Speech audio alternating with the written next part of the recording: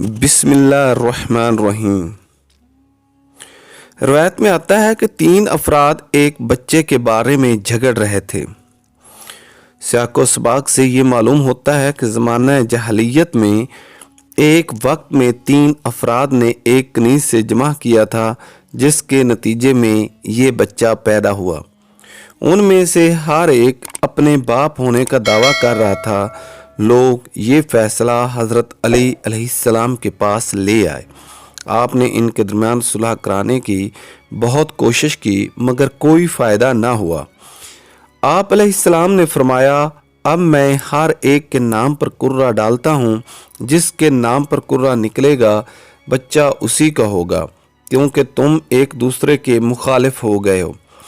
حضرت علی علیہ السلام نے لڑکے کے نام کا قرہ ڈالا، جس کے نام کے ساتھ لڑکے کا نام نکلا اسی کا بیٹا قرار دیا، اور لڑکے کو غلام فرض کیا اور اس کی قیمت لگائی، اور 2/3 قیمت اس کے دوسرے 2 افراد سے لی۔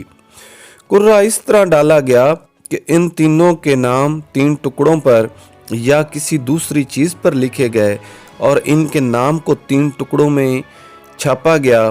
بچے سے کہا کہ ان میں سے ایک کو اٹھائے۔ ہر بار بچے کا نام ایک ہی آدمی کے ساتھ نکلا۔ جب رسول اللہ صلی اللہ علیہ وآلہ وسلم نے فیصلہ سنا تو آپ خاتم النبیین صلی اللہ علیہ وآلہ وسلم نے فرمایا کہ اگر یہ فیصلہ میرے سامنے لاتے تو میں بھی اسی طرح فیصلہ کرتا جس طرح علی نے فیصلہ کیا ہے۔ اسی طرح کا ایک اور واقعہ ہے کہ 2 آدمی حضرت علی علیہ السلام کے پاس فیصلہ لے کر آئے۔ وہ دونوں آدمی ایک کنیز کے برابر کے مالک تھے۔ ان 2 آدمیوں نے حرمت کے باوجود جہالت کی وجہ سے کنیز سے ہم بستری کی، اور یہ کنیز ان آدمیوں سے حاملہ ہو گئی۔ وضع حمل کے بعد بچہ پیدا ہوا تو 2 آدمیوں میں سے ہر ایک بچے کو اپنی طرف نسبت دیتا تھا۔ آخر کار یہ جھگڑا حضرت علی علیہ السلام کے سامنے پیش کیا گیا تو آپ علیہ السلام نے اس لڑکے کے نام کا قرہ ڈالا اور قرہ ان میں سے ایک شخص کے نام نکلا، تو امیر المومنین نے اس لڑکے کو جس کے نام کا قرہ نکلا تھا اس کے ساتھ ملحق کر دیا، اور جس شخص کو لڑکا دیا گیا تھا حکم دیا کہ لڑکے کی آدھی قیمت اپنے دوسرے حصے دار کو دے۔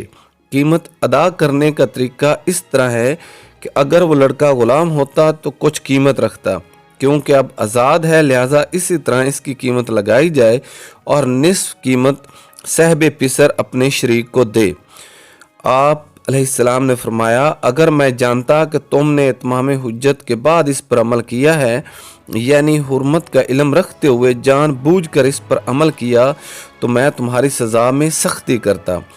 حضرت علی علیہ السلام کا یہ فیصلہ رسول خدا صلی اللہ علیہ وآلہ وسلم تک پہنچا تو آپ خاتم النبیین صلی اللہ علیہ وآلہ وسلم نے تصدیق فرمائی اور خدا کا شکر ادا کیا اور فرمایا کہ تمام تعریفیں اس اللہ کے لیے ہیں جس نے میرے اہل بیت میں سے ایک شخص کو منتخب کیا ہے کہ وہ فیصلہ کرتے وقت سنت داؤد پر فیصلہ کرے۔